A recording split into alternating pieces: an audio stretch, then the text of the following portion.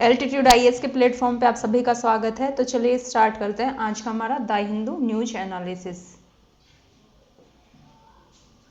First topic हमारा plastic pollution से संबंधित है और इसके लिए एक ट्रीटी है जिस पे बात चल रही है।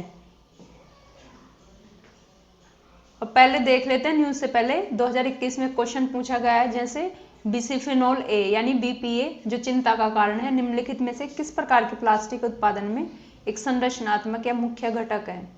फर्स्ट है निम्न घनत्व वाले पॉलीएथिलीन में, सेकंड है पॉलीकार्बोनेट में, थर्ड है पॉलीएथिलीन टेरेफ्थेल में और फोर्थ है पॉलीविनाइल क्लोराइड में। तो इसका आंसर क्या होगा, पॉलीकार्बोनेट। तो ये पॉलीकार्बोनेट प्लास्टिक उत्पादन में क्या है, एक मुख्य घटक होता है बिस्फेनोल ए। आंसर हो जाएगा बी। तो बीपीए एक औद्योगिक रसायन है जिसे मुख्य रूप से पॉलीकार्बोनेट प्लास्टिक और एपोक्सी रेजिन के उत्पादन में एक संरचनात्मक घटक के रूप में यूज किया जाता है। अब चिंता का विषय क्यों है, तो इससे जो बीपीए युक्त कंटेनर हैं उनसे भोजन और पेय पदार्थों में जो रिसाव है वो हो सकता है और इसके कारण हमारे जो अंतःस्रावी तंत्र है उसमें विकार उत्पन्न हो सकता है, जो प्रजनन संबंधी समस्याएं हैं वो उत्पन्न हो सकती हैं। तो ये हमारे ह्यूमन हेल्थ के लिए और एनिमल हेल्थ के लिए क्या है, काफी नुकसानदेह होता है। अगर देखें तो ये इसका यूज कहाँ कहाँ होता है, पॉलीकार्बोनेट प्लास्टिक का, पानी की बोतलें जो हम अक्सर देखते हैं, खाद्य कंटेनर हैं, सीरीज, चिकित्सा उपकरण आदि बनाने में पॉलीकार्बोनेट का यूज होता है। लो डेंसिटी पॉलीथीन के बारे में देखें तो ये निम्न घनत्व वाली जो पॉलीएथिलीन रहती है मुख्य रूप से प्लास्टिक बैग और पैकेजिंग फिल्मों में यूज किया जाता है और बीपीए का इसमें यूज नहीं होता। ऐसे ही पॉलीएथिलीन टेरेफ्थेल है, ये पेय पदार्थों के बोतलों में यूज होता है। और पॉलीविनाइल क्लोराइड ये पाइप और फर्श के लिए यूज होता है। क्वेश्चन क्या बन सकता है, जो प्लास्टिक प्रदूषण संधि वार्ता है जो अभी न्यूज में है उससे संबंधित क्वेश्चन बनाए जा सकते हैं कि जो ये संधि है इस पर भारत ने प्रस्ताव रखा है कि विकासशील देश प्लास्टिक पर नियंत्रण उपायों का पालन तभी करेंगे जब उन्हें इसके लिए होने वाले खर्च का मुआवजा दिया जाएगा। यानी कि भारत ने क्या प्रस्ताव रखा कि विकासशील देश हैं जो ये प्लास्टिक पर नियंत्रण उपाय हैं वो तभी फॉलो करेंगे जब इन पे जो खर्च आएगा उसका मुआवजा उनको मिले। तो ये सही है, भारत ने अभी इसमें जो प्लास्टिक प्रदूषण पे संधि चल रही है उसमें बात कही है। सेकंड है ये वार्ता दक्षिण कोरिया के बुसान में हो रही है, तो ये भी बिल्कुल सही है, ये न्यूज में है कि कहाँ हो रही है वार्ता, दक्षिण कोरिया के बुसान शहर में। थर्ड है प्लास्टिक और नियंत्रण उपाय जैसे शब्दों की परिभाषा पर सहमति बन चुकी है, लेकिन भारत ने इस पे चिंता जताई है कि प्लास्टिक और नियंत्रण जैसे शब्द हैं इन पे क्या नहीं बनी, अभी तक सहमति नहीं बनी, इनके कोई परिभाषिक शब्दावली अभी तक डिसाइड नहीं हुई है। तो ये हमारा क्या हो जाएगा, गलत। फोर्थ है वार्ता का लक्ष्य 2024 तक एक संधि पर पहुंचना है, मतलब साल के अंत तक क्या करना है, प्लास्टिक के प्रदूषण से निपटने के लिए एक संधि को फॉलो करना है, यानी संधि अपनाना है। तो ये सही हो जाएगा। आंसर क्या होगा हमारा, थर्ड को काटे तो थर्ड कट गया तो 1, 2 एंड 4 यानी बी ऑप्शन सही है हमारा। फर्स्ट सही है क्योंकि जो भारत है उन्होंने विकासशील देशों से संबंधित जो मुद्दे हैं उनको रखा है, जिसमें बोला भी है कि जो प्लास्टिक नियंत्रण के लिए उपाय हैं उनका अगर हम पालन करते हैं तो इसके लिए हमको ज्यादा खर्च करना पड़ेगा और इसका हमको मुआवजा मिलना चाहिए। इसके अलावा जो प्लास्टिक और नियंत्रण उपाय हैं इनके लिए कोई शब्दावली नहीं, अभी इनकी कोई परिभाषिक शब्दावली नहीं दी, तो ये भी बोला है कि इस पे भी एक सहमति बननी चाहिए कि क्या हम प्लास्टिक पोल्यूशन किसको मानेंगे, नियंत्रण उपाय क्या है, ये सारी चीजें। प्लास्टिक प्रदूषण संधि वार्ता, इसके बारे में देख लेते हैं।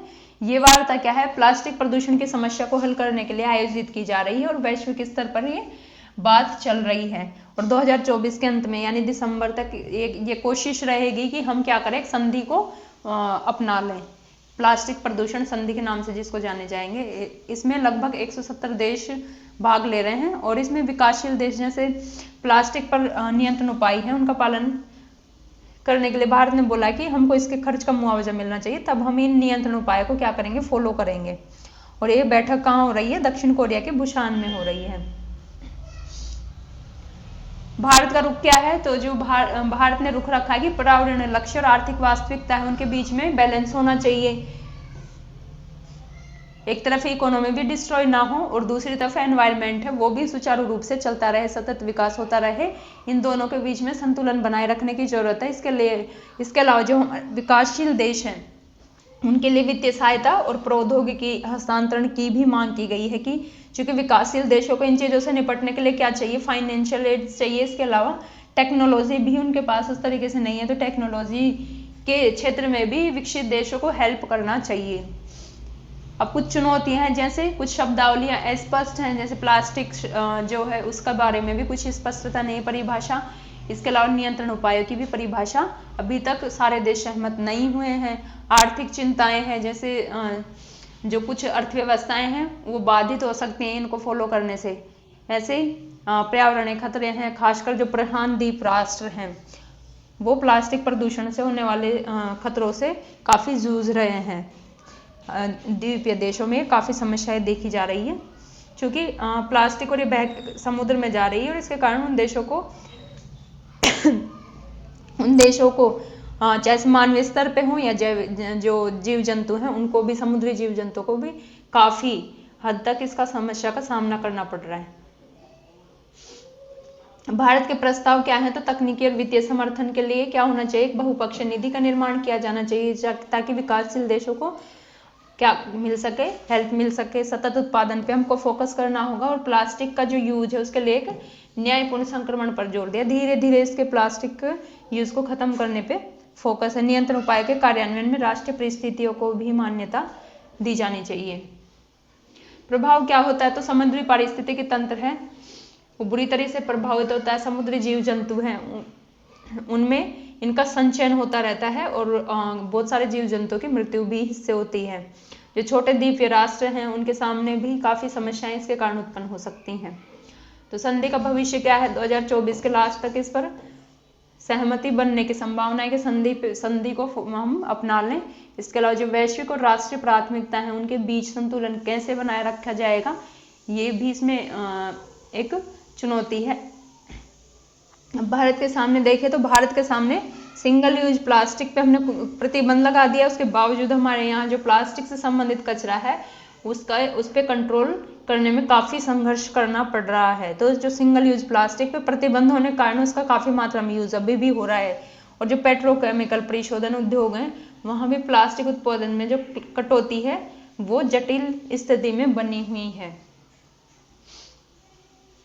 नेक्स्ट हमारा सुपर कंडक्टर से संबंधित है और इसमें जो मोयरे है इसका सुपर कंडक्टर के रूप में यूज किया गया है। जो हमारी जो क्वांटम टेक्नोलॉजी है, क्वांटम मटेरियल्स हैं, उनमें उनके लिए बहुत सारे रास्ते खोल सकती है। तो इसमें यही बताया गया मोयरे पैटर्न के बारे में, सुपर कंडक्टिविटी के बारे में। अब क्वेश्चन देख लेते हैं। तो मोयरे, सुपर कंडक्टर और क्वांटम सामग्री, इसमें दो चीजें हैं, एक तो सुपर कंडक्टर और एक क्वांटम सामग्री में ये हेल्प कर सकती है। तो वैज्ञानिकों ने क्या किया है, अर्धचालकों से बने एक मोयरे पदार्थ है जिसको सुपर कंडक्टिविटी से बनाया गया, उसको क्या किया है, सुपर कंडक्टिविटी की इसमें खोज की गई है।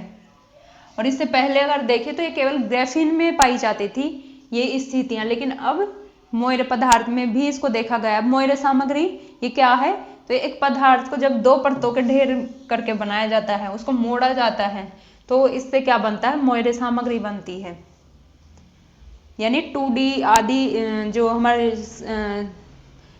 टेक्नोलॉजी के माध्यम से इनको एक पदार्थ की दो परतों को एक साथ इकट्ठा किया जाता है, उसके बाद कुछ टेक्निकल चीजों के माध्यम से इसका निर्माण किया जाता है। ये विशिष्ट क्वांटम और इलेक्ट्रॉनिक गुण उत्पन्न कर सकती है, जो अगर सिंगल परतों में देखें इसकी जो मेनली मटेरियल रहता है उसमें नहीं मिलता, लेकिन जब इसमें कुछ चीजें चेंजेस कर दिए जाएं तो इसमें विशिष्ट क्वांटम और इलेक्ट्रॉनिक गुण उत्पन्न किए जा सकते हैं। और 2D परतों को थोड़े कोण पे घुमा के इनको बनाया जाता है, ये अद्वितीय क्वांटम गुण प्रदर्शित करते हैं इस स्थिति में। अब इसमें अतिचालकता है, जो सुपर कंडक्टिविटी है वो कैसे, इससे क्या होता है, अतिचालकता सबसे पहले ग्राफीन आधारित मोयरे सामग्री में देखी गई थी, अब इसमें भी देखी जा रही है। और ये अतिचालकता को इफेक्ट करती है मोयरे, अगर इसको मोयरे पैटर्न में बना दिया जाता है तो। कैसे इलेक्ट्रॉनिक गुणों को चेंज करती है। इसके अलावा ये समतल ऊर्जा बैंड बनाते हैं जिससे इलेक्ट्रॉनों की ऊर्जा लगभग स्थिर हो जाती है। यानी कि अगर समतल ऊर्जा बैंड बनेगा तो इससे क्या होगा, जो इलेक्ट्रॉनों की ऊर्जा है वो स्थिर हो जाती है और जो समतल बैंड और इलेक्ट्रॉन है वो परस्पर क्रिया करने लगते हैं। अब समतल बैंड में इलेक्ट्रॉन क्या करेंगे, धीरे धीरे गति करेंगे और धीरे धीरे गति करेंगे तो इनकी जो परस्पर क्रिया है वो बढ़ जाएगी और ये परस्पर क्रियाएं क्या करेंगी, एक कूपर युग्म बनाएंगी और ये कूपर युग्म अतिचालकता के लिए एक अनिवार्य भूमिका निभाता है। यानी कि कूपर युग्म बन जाएगा तो वो क्या करेगा, सुपर कंडक्टिविटी को बढ़ावा देता है, तो उसके गुण उसमें उत्पन्न करता है। अब स्टडी देख लेते हैं इसमें क्या क्या है। तो टंगस्टन डिसेलेनाइड है, उस पर शोध किया गया है। इसके अलावा जो बहुत कम टेम्परेचर पे सुपर कंडक्टिविटी और उच्च स्थिरता को पाया गया है, तो इसके लिए क्या चाहिए हमको, बहुत कम टेम्परेचर चाहिए।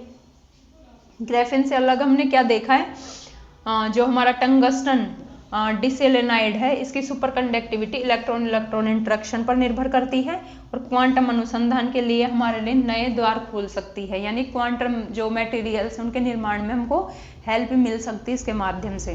अब क्वेश्चन क्या बन सकता है, तो जो सुपर कंडक्टर्स होते हैं उनके प्रमुख उपयोग क्या हैं, इन पे क्वेश्चन बनाए जा सकते हैं क्योंकि सुपर कंडक्टर्स काफ़ी इंपॉर्टेंट हैं जो मॉडर्न टेक्नोलॉजी है उसमें, तो इस पे क्वेश्चन बनाए जाने की संभावनाएं रहती हैं। जैसे फर्स्ट है MIR मशीनें, चुंबकीय रेलगाड़ियों और क्वांटम कंप्यूटिंग में इसका यूज़ होता है, तो क्वांटम कंप्यूटिंग में तो होगा ही।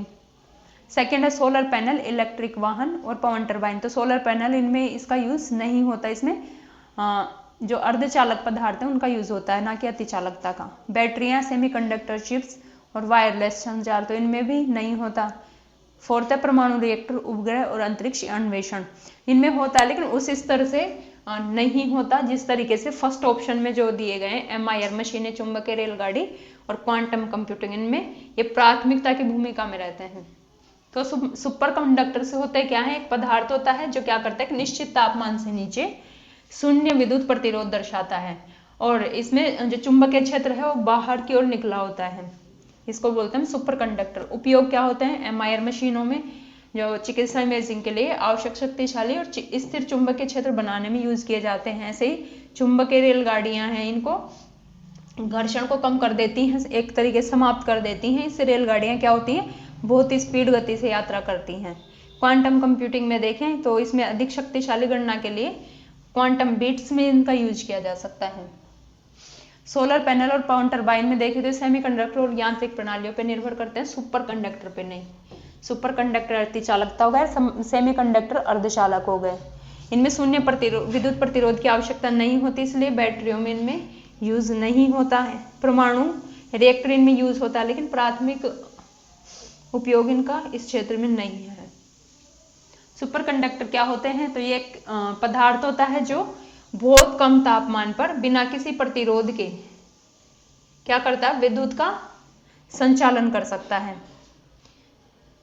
इसमें कोई बाधा नहीं होती और जब कूपर जोड़ी बनती है तो इसमें क्या होता है, इलेक्ट्रॉन जोड़ी बनाकर बिना टकराए क्या करते हैं, सामग्री से गुजरते हैं अतिचालकता में।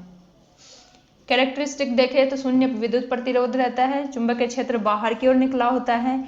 इनका यूज कहाँ कहाँ होता है, तो MIR मशीनें, चुंबकीय रेलगाड़ी, क्वांटम कंप्यूटिंग आदि क्षेत्रों में इसका यूज देखा जा सकता है। एग्जाम्पल्स देखें तो अतिचालकता का पारा, शीशा ये मेन एग्जाम्पल है। यौगिक अतिचालक देखें तो इट्रियम बेरियम कॉपर ऑक्साइड इसका महत्वपूर्ण एग्जाम्पल है। नेक्स्ट हमारा संबंधित है मनरेगा से। चूंकि अभी क्या किया है, बहुत सारे जो जॉब कार्ड थे मनरेगा में वो डिलीट किए गए हैं, बहुत सारे लोगों के जॉब कार्ड को अनवैलिड कर दिया गया है, तो इसी के कारण क्या हुआ है, उनकी आजीविका इफेक्ट हुई है। देखें तो इसमें क्या होता है, 100 दिन का प्रति ग्रामीण परिवार को, यानी कि हर परिवार से व्यक्ति को 100 दिन का रोजगार दिया जाता है और इसके तहत जॉब कार्ड बनवाया जाता है और उसी जॉब कार्ड से इनको क्या मिलता है, काम मिलता है। जॉब कार्ड के तहत रोजगार पाने के लिए ये जरूरी होता है और प्रत्येक ग्रामीण परिवार को एक अद्वितीय जॉब कार्ड बनवाना पड़ता है, तभी उसका लाभ ले पाएंगे। अब जो जॉब कार्ड को रद्द किया गया है उसका कारण क्या है, उनको डिलीटेशन क्यों किया गया है, तो कई परिवारों का स्थायी प्रवास हुआ है। इसके अलावा नकली और जाली जॉब कार्ड भी बहुत सारे जारी किए गए हैं। जो नगर पालिका है, ग्राम पंचायत थी, उनका नगर पालिका में पुनः वर्गीकरण किए जाने के कारण भी इनका क्या किया गया, इनको रद्द किया गया है। इसके अलावा जो आधार आधारित भुगतान है उसको अनिवार्य किया गया है, और कई लोगों के आधार में शो होने के कारण भी उन लोगों को क्या हो रहा है, जॉब कार्ड उनके रद्द कर दिए गए, उनकी संख्या हटा दी गई है जॉब कार्ड से। तो ऐसी स्थिति में उनके सामने आजीविका की समस्याएं उत्पन्न हो रही हैं। अब इसके लिए कौन ये प्रक्रिया करता है, तो अधिकारी होते हैं, कार्यक्रम अधिकारी जो इसका सत्यापन करते हैं। इसके अलावा ग्राम सभा और वार्ड सभा से अनुमोदन मिलता है, प्रबंधन सूचना प्रणाली में अपडेट करना पड़ता है। और जो सत्यापन है उसके बिना जॉब कार्ड हटाने की घटनाएं भी सामने आई हैं, बिना कुछ सत्यापित किए बहुत सारे लोगों के उससे नाम हटा दिए गए हैं। कई जगह ये भी रीजन दिया गया है कि लोगों की काम करने की इच्छा नहीं थी, इसी कारण हमने क्या किया है, इनका नाम हटा दिया है, जबकि उसी वर्ष उन लोगों ने काम भी किया, उसके बावजूद उनके नाम हटा दिए गए। तो ये कुछ इश्यूज हैं जो हमारे जो सामाजिक और आर्थिक सशक्तिकरण के लिए योजना लाई गई थी उसमें एक तरीके से बाधा के रूप में काम कर रहे हैं। इसके कारण हुआ क्या है, लगभग 2.53 करोड़ जो श्रमिक है उनको हटाया गया है, जो पिछले वर्ष की तुलना में 247% की वृद्धि है। अब मनमाने ढंग से हटाने से रोकने के लिए हमको क्या करना होगा, स्वतंत्र ऑडिट करनी होगी, निष्पक्ष सत्यापन के लिए ग्राम पंचायतों को प्रशिक्षण देना होगा, और अगर इनके साथ भेदभाव होता है तो ऐसी स्थिति में इनके लिए शिकायत निवारण तंत्र भी होना चाहिए जहां ये शिकायतें कर सकें। क्वेश्चन क्या बन सकता है, तो मनरेगा से संबंधित क्वेश्चन बनाया जा सकता है। जैसे फर्स्ट स्टेटमेंट है कि मनरेगा के तहत रोजगार प्राप्त करने के लिए जॉब कार्ड अनिवार्य है और प्रत्येक ग्रामीण परिवार को एक अद्वितीय जॉब कार्ड प्रदान किया जाता है। तो ये सही है कि इसके तहत जॉब कार्ड होना अनिवार्य है और प्रत्येक परिवार के लिए एक अद्वितीय होता है, तो ये सही हो जाएगा। सेकंड है, ये कुशल शारीरिक श्रम पर केंद्रित है, यानी जो कुशल है, स्किल्ड वर्कर्स हैं, उन पे ये फोकस करता है, तो ये गलत हो जाएगा। ये क्या करता है, अकुशल श्रमिकों पे फोकस करता है, ना कि कुशल पे। ग्राम पंचायतें मनरेगा परियोजनाओं के कार्यान्वयन के लिए उत्तरदायी हैं, तो ये सही हो जाएगा कि ग्राम पंचायतें क्या करती हैं, इसके कार्यान्वयन करवाती हैं। यह सड़कों, नहरों और जल संरक्षण संरचनाओं जैसी स्थायी संपत्तियों के निर्माण में शामिल है। तो ये स्थायी संपत्ति होती है, सड़क, नहर, जल संरक्षण प्रणाली, तो ये भी सही है। आंसर क्या हो जाएगा, 1, 3, 4, यानी ए ऑप्शन करेक्ट हो जाएगा।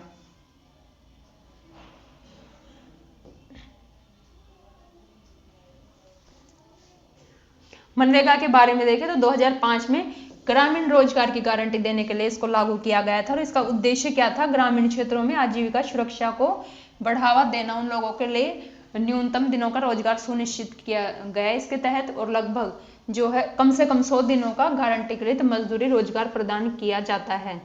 हालांकि कोरोना काल में इसको बढ़ाया भी गया है।